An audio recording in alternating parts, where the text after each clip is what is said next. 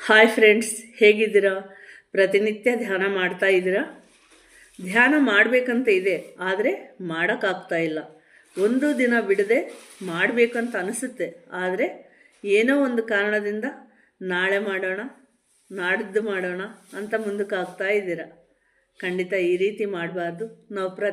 ನಾವು ಸ್ನಾನ ಮಾಡ್ತೀವಿ, ಊಟ ಮಾಡ್ತೀವಿ, ನಿದ್ದೆ ಮಾಡ್ತೀವಿ, ಹಾಗೆ ಧ್ಯಾನ ಕೂಡ ಮಾಡಬೇಕು. ಈ ಧ್ಯಾನ ಅನ್ನೋದು ನಮ್ಮ ಜೀವನದಲ್ಲಿ ಒಂದು ಭಾಗ ಆಗಬೇಕು. ಈ ರೀತಿ ನಾವು ಪ್ರತಿನಿತ್ಯ ಮಾಡಲೇಬೇಕು. ಧ್ಯಾನ ಅಂದರೆ ಏನು ಮಾಡಬೇಕು? ಖಂಡಿತ ಇದಕ್ಕೊಂದು ಉಪಾಯ ಇದೆ.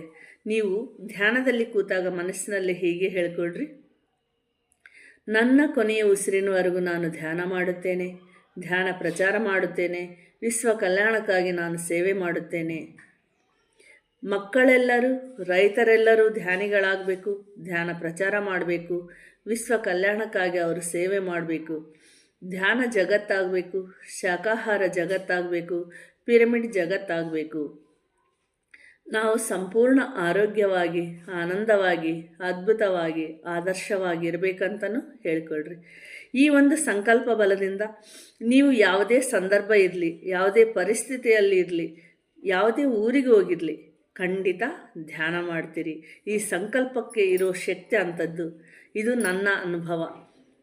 ಇದನ್ನು ನೀವು ಪ್ರತಿನಿತ್ಯ ಹೇಳಿಕೊಳ್ಳ್ರಿ ಮನಸ್ಸಿನಲ್ಲೇ. ಒಂದು ದಿನ ಬಿಡದೆ ನೀವು ಧ್ಯಾನ ಮಾಡ್ತೀರಿ, ಆನಂದವಾಗಿ ಜೀವನ ಮಾಡ್ತೀರಾ. Thank you.